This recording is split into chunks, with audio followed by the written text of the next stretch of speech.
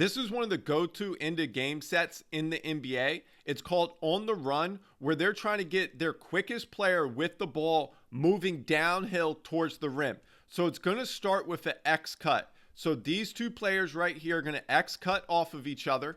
So you can see Buddy Hield right here is going to the right corner. Ricky Council right here is going to cut to the left wing to space the floor. Now Kelly Oubre right here is going to set an up screen. Now Tyrese Maxey is in the backcourt right here. He's going to sprint off this up screen right here towards the basketball right here for the sideline out of bounds.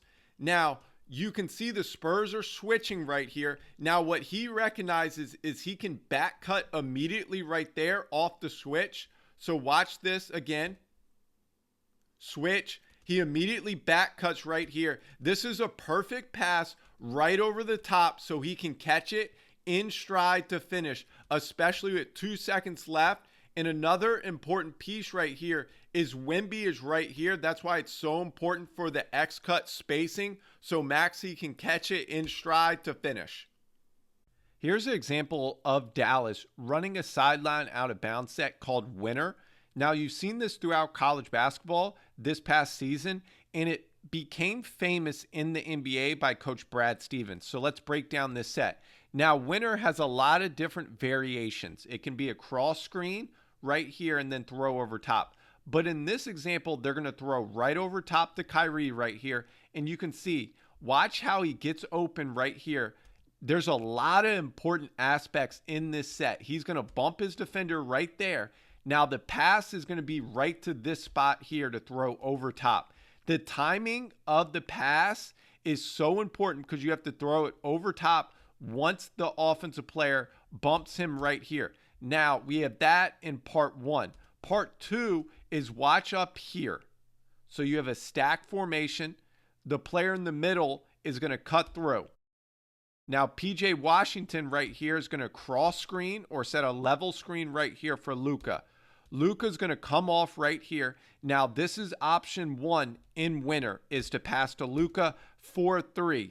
Now, 2 go to the ball right here to take away Luka's ability to shoot that 3. Now, that leaves PJ Washington wide open right here. After that screen, he pops to the top of the key. I highlighted during the NCAA tournament with UConn that they ran a Horns V action. They skipped the ball opposite to Donovan Clingan, and then they played out of that action with zoom action, with curls, with back cuts. But Golden State actually started this action years ago with Draymond, Steph, and Clay. So to start this action, it's going to be a little different than UConn. They set a middle ball screen right here. Andrew Wiggins is going to come off this middle ball screen. He's going to skip it opposite right here to Draymond Green. And the low defender right here, Bam, is protecting the paint, especially since Draymond is a non-shooter. But you have Steph Curry right here on the left wing, and then you're going to have Klay Thompson right there who's going to pop off this ball screen right here. So now Draymond, one of the best decision makers ever with the ball in his hands, catches it in the left corner right here. He can immediately go into DHO with Steph Curry right here, but Klay Thompson is wide open right there, and he makes the correct decision almost every time to get Klay or Steph a great look.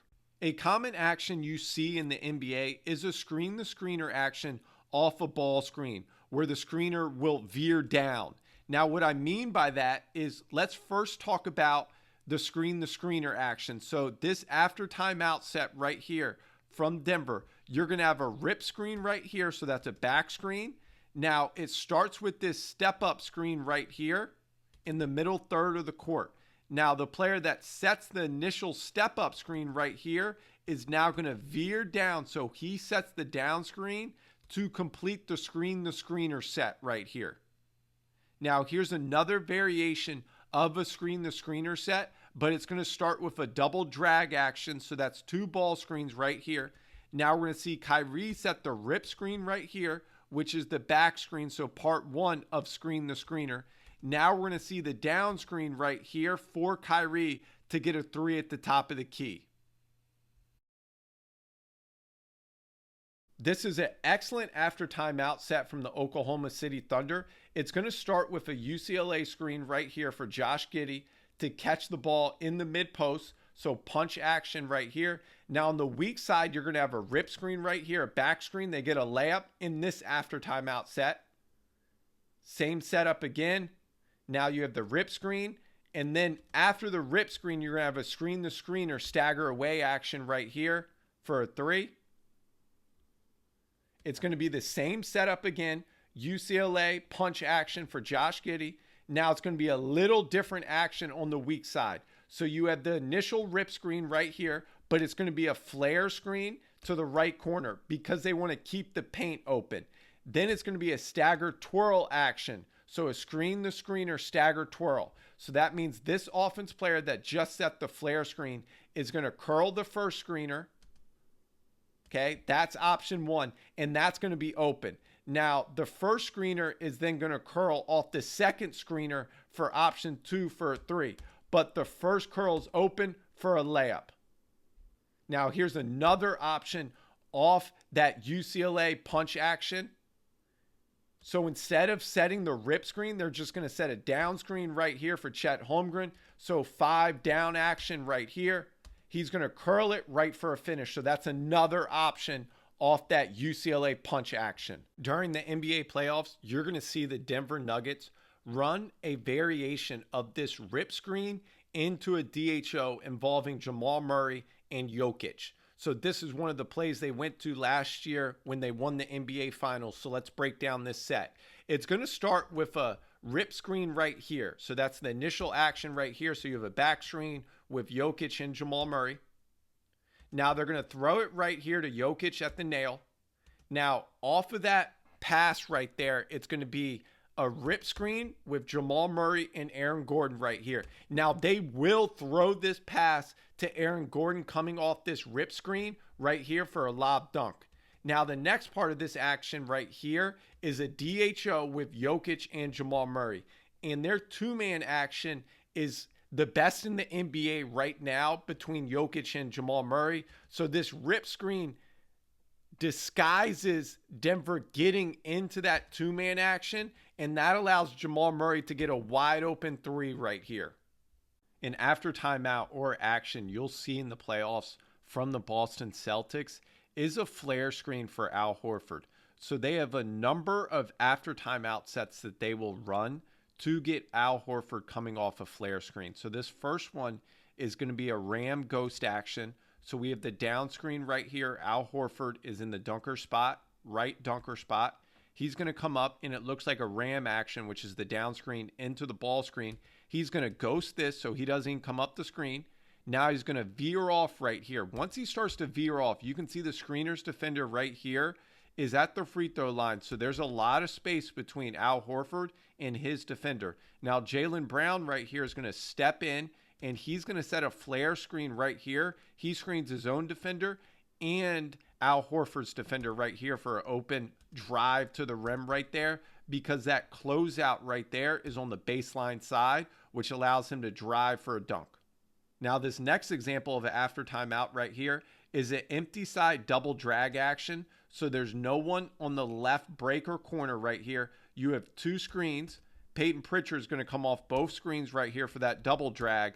Now watch Drew Holiday right here. He's going to set a flare screen right there for Al Horford, a great screen to allow him to get an open three. This is a great after timeout set by the Dallas Mavericks right here, that it's going to be an Iverson overload out of horns action into a back cut for Kyrie Irving. And they clear out the left side for him to get a wide open dunk right here. So let's break down this set. So it's going to start with Kyrie cutting through right here to the left block. Now you have the Iverson cut over top right here. They're going to enter the ball to the elbow right here. Now watch Kyrie. He's going to fake like he's coming up right here for a DHO, but he's immediately going to back cut for a dunk. Now in this example right here, he inbounded the ball to Exum. So now he's going to cut through. We have that same Iverson cut right here over top. They're going to enter the ball to the elbow. Now the other important thing is Dallas is going to overload this side to allow Kyrie to have the left side to himself. so he can set up his back cut right there. And he does a great job every time of watch how he sells that he's coming up right here for this DHO. He's going to plant off that right foot and quickly back cut for a layup.